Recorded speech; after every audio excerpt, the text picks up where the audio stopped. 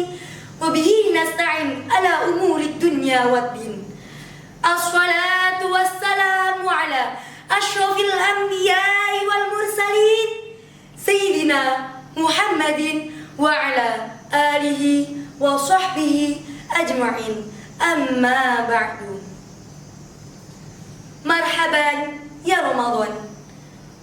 Bulan Ramadan adalah bulan yang penuh kemuliaan. Tentu bulan Ramadan adalah bulan yang penuh keberkahan. Bagaimana tidak perlu dengan keberkahan? Karena di setiap bulan Ramadan hal-hal yang baik kita lakukan berupa membaca Al-Quran, berzikir, bersedekah, semuanya akan dilipat gandakan oleh Allah Subhanahu wa ta'ala.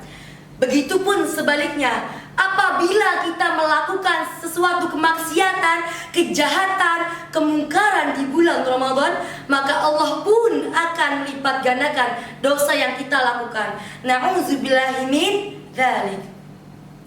Ada 3 golongan orang-orang yang menyambut datangnya bulan Ramadan. Siapakah itu?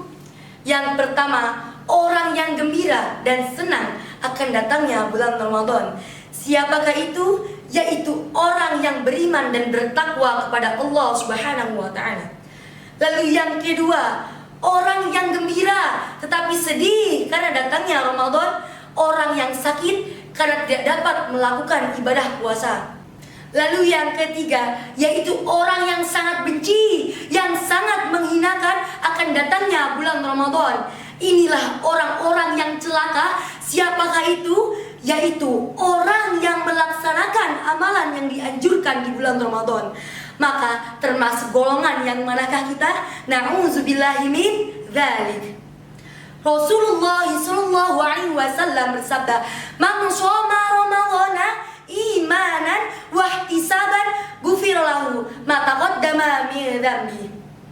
Barang siapa yang berpuasa di bulan Ramadan dengan penuh keimanan dan harapan, maka Allah akan mengampuni dosa-dosanya yang telah lalu. Hadis riwayat Bukhari. Begitupun sebaliknya, celakalah bagi siapa hamba orang yang hidup, yang tinggal di bulan Ramadan, akan tetapi sampai akhir Ramadan ia belum juga mendapat ampunan dari Allah Subhanahu wa ta'ala. Ada 5 amalan yang Allah anjurkan kepada kita di bulan Ramadan. Apakah itu? Yang pertama, orang yang membaca Al-Quran. Dari hadis riwayat Abu Dawud dan At-Tirmizi, Rasulullah SAW bersabda, "Al-jannatu mushtaqatun ila arba'atin nafar." Surga itu merindukan 4 golongan. Apakah itu? Salah satunya yaitu taliyil Quran, orang yang senantiasa membaca Al-Quran.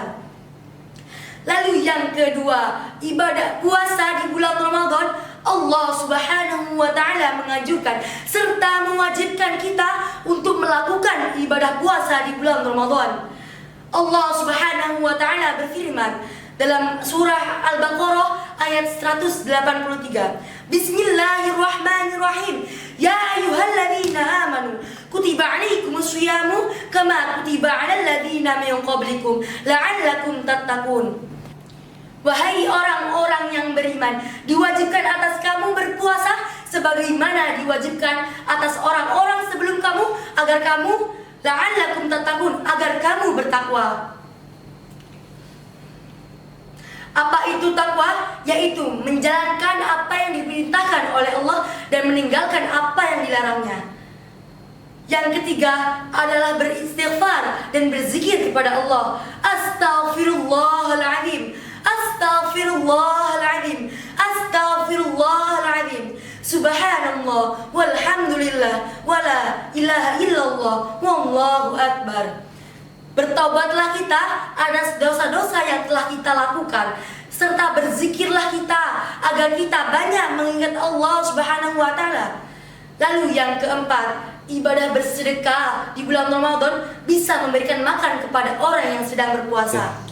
Rasulullah SAW bersabda, barang siapa memberikan makan kepada orang yang sedang berpuasa, pahalanya sama saja seperti orang yang berpuasa tanpa terkurangi sedikit pun. Hadis riwayat At-Tirmizi. Lalu yang kelima, menjaga lisan kita termasuk juga ibadah di bulan Ramadan.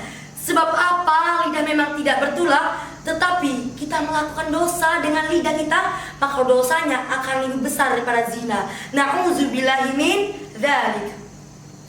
Beruntunglah kita semuanya yang dapat dipertemukan di bulan Ramadan, dapat menjalankan amalan yang dianjurkan di bulan Ramadan.